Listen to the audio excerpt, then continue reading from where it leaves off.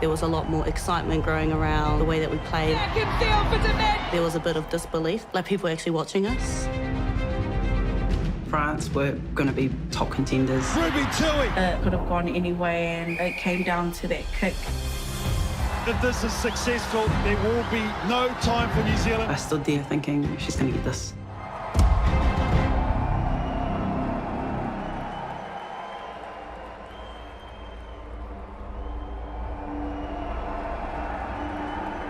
Neara's Williams in at first receiver, and already you see that change of direction, how quick she is. They were just into us, and they were just going width to width, and we kind of didn't know how to handle that in the beginning, and we're a bit shell-shocked. Fredericks, wide ball, Sarita and Holmes. Sarita's powerful, she's fast, she's strong, and she's over. Coxedge for Tui, quick hands to man, but Avania Wong is going to streak in to grab a second for the Wallaroos. Ghosting across Pliae, and the line here's Sarita again, Sarita! For me personally, I think that was probably one of the roughest 40 minutes I've probably ever played. The defence is having to push across, straight in. We were not playing how we trained, especially defensively. I think that and the occasion probably got the better of us.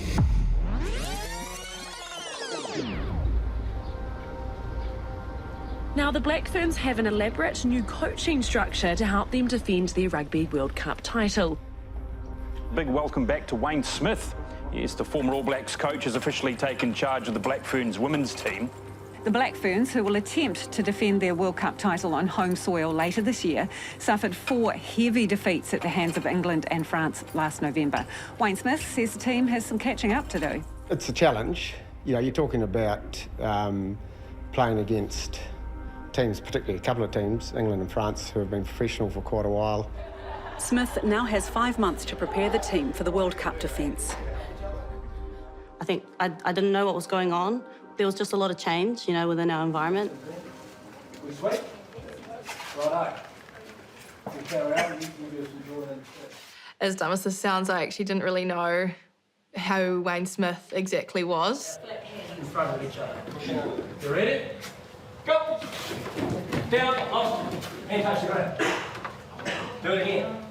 There was a lot of people that were unsure, you know, new times, new things with the short amount of time that we did have to the World Cup. We were struggling the year before, and something needed to change, and I'm glad that it did.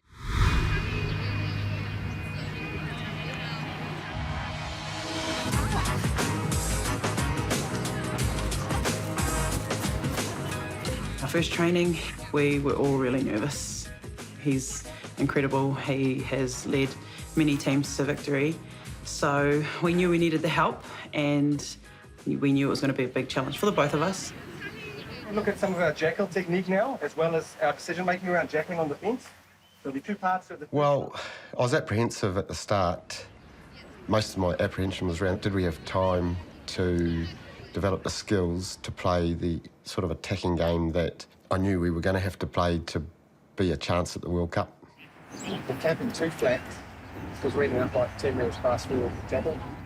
Yes, I had a really disparate group of coaches and staff. I was able to bring Graham Henry, my old mate Ted, into the fold, Mike Cron. So having him come on board and be a mentor and a co-coach, if you like, with Whitney Hanson. Wes Clark was my other co-coach.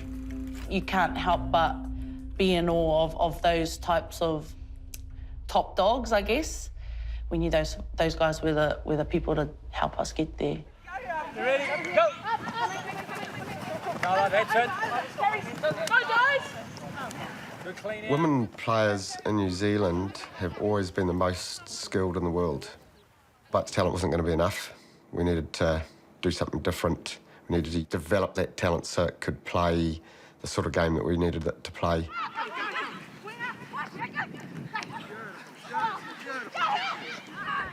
As a coaching group, they were really big on drawing on the DNA of New Zealand. It was a very high-risk game, and it took a lot of courage to play that style. I remember Smithy talking about doing crossfield kicks, and the easiest place to do that is inside your 22.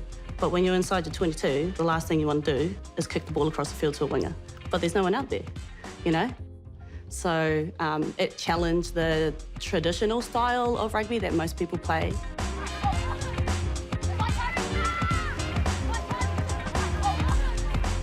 Obviously came off the back of end of year tour and it was quite tough, and you know, a lot of belief within the squad was a bit low. So when the likes of Smithy was able to come in, we started piecing, you know, things together and started feeling that it was possible to win a World Cup at home.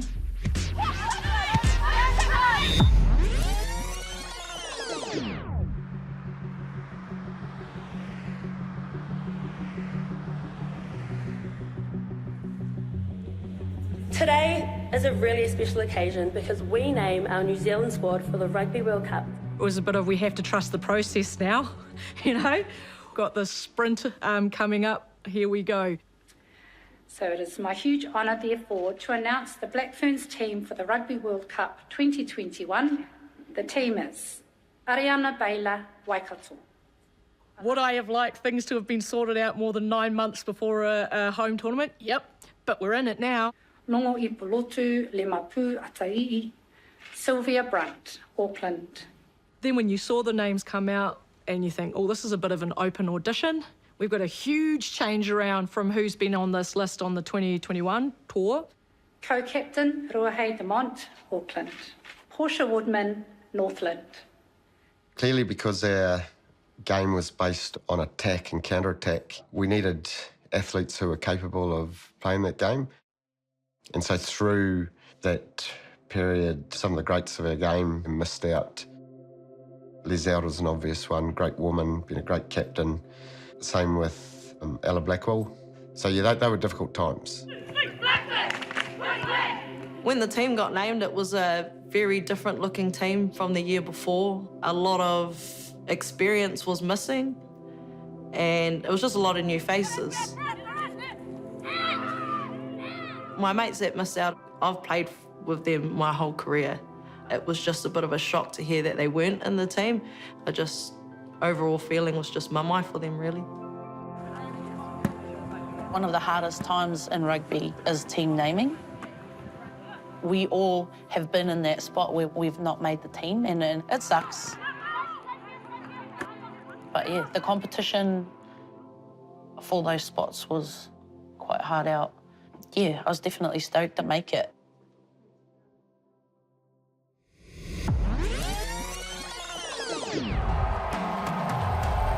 The Black Ferns need some territory if they want to get back in this game. And Tui will fly for New Zealand, but it's knocked off the hand of the New Zealand winger. I wouldn't say that I was worried that they were in front. I've been there a lot of times in the black jersey, and it doesn't mean anything that you're behind. So I felt really calm, and I think for me, it was trying to make sure our team was calm. But New Zealand, Woodman goes over the line. We kind of started getting into our groove. Tangent Wainohu and Ruby Tui solo effort. And after that, it was a lot of fun. And it is New Zealand who win it, 41-17 at Eden Park. As we go through the tournament, they clearly were improving.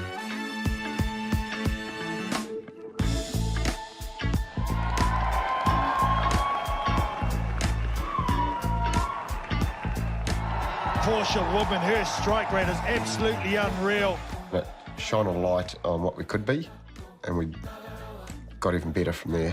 Back in field for Demand.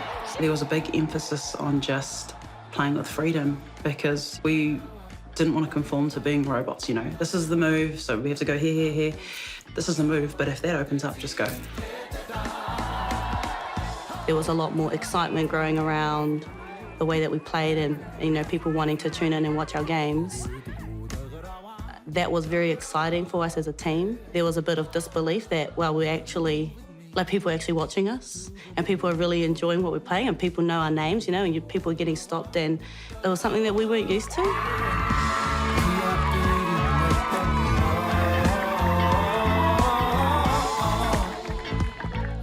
When we would go to training, every single day there were like people with signs just to cheer us on to go to training, like on the bus, and it just grew and grew every single day.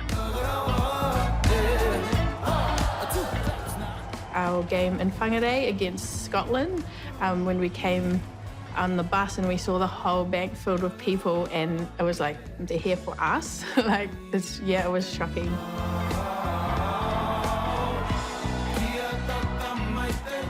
I set a goal in 2021 that I wanted to play for the Black Ferns in the World Cup in front of my own people on my whenua, Northland.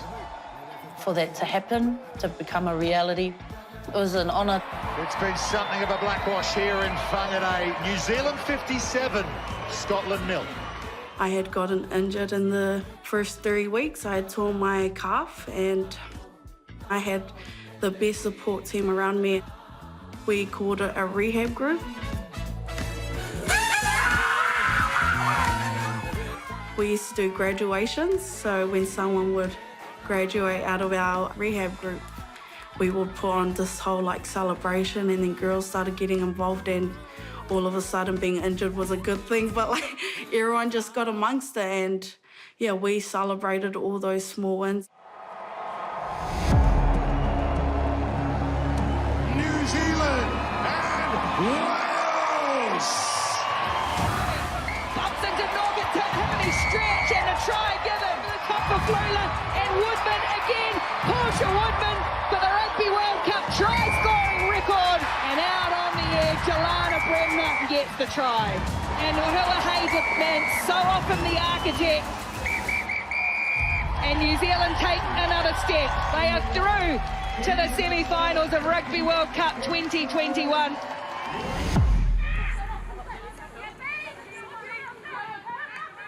Coming to France in the semi-final, that was a tough draw. Probably the second best team in the world to England. To us, it was a massive game, and I wasn't quite sure how we were going to go. I wanted us to go and, having replicated what we did during the week, make it slightly shorter, but we're going to go hard. It was definitely nerve-wracking, especially because I'd been in the end of the year tour when we had lost against them, and France are an unpredictable team, and we knew it was going to go either way.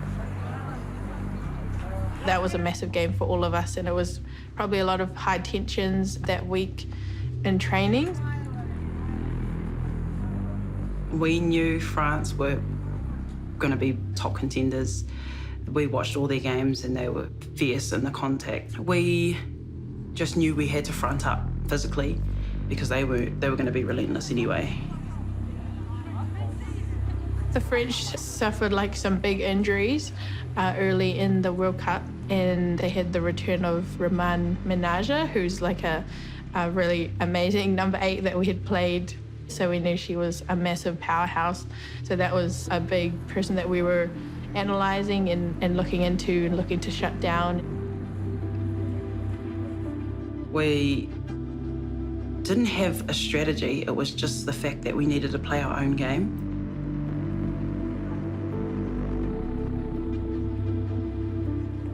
Coming into that French game, I think we started to settle on who our team was now. When my name came up as number 15, a start in a World Cup semi-final, I think I cried, not going to lie. I definitely didn't think I'd be playing at this World Cup, and then to go from that to starting in a semi-final was something pretty special, and it definitely came with a lot of pressure, but I think at that point it was definitely privileged pressure.